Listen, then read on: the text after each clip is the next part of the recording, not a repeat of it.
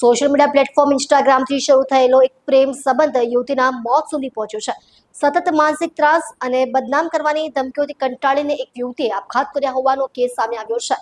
આ મામલે ભેસ્તાન પોલીસે આરોપી યુવકની ધરપકડ કરી છે.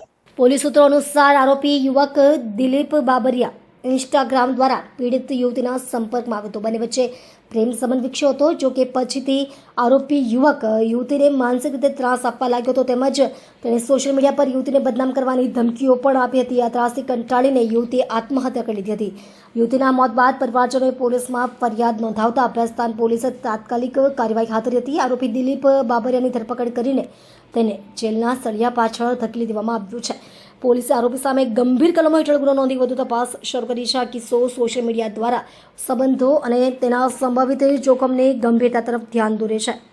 પોલીસે નાગરિકો, ખાસ કરીને યુવાનોને કોઈ પણ પ્રકારના માનસિક ત્રાસ સામે તાત્કાલિક પોલીસનો સંપર્ક કરવા અપીલ કરી છે. ગઈ તારીખ 20/5/2026ના રોજ ભેસ્તાન પોલીસ સ્ટેશનમાં એક મરણ જનાર શિવાની બલરાજસિંહ ગુલામસિંહ ભદોરિયા ઉંમર વર્ષ 26ને પોતાના ઘરમાં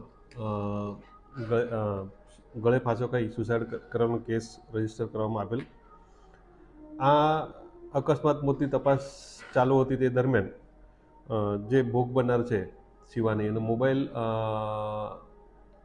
ઓપન થતાં ફરિયાદી શ્રી એના પિતાજી બલરાજસિંહ ગુલાબસિંહ ભદોરિયાને જાણવા મળેલ કે જે આ ભોગ બનનાર છે એનું આજથી 7 વર્ષ પહેલાં એક દિલીપભાઈ ભનુભાઈ બાબરિયા સાથે ઇન્સ્ટાગ્રામ પર પરિચય થતાં પ્રેમ પ્રકરણ થયેલો.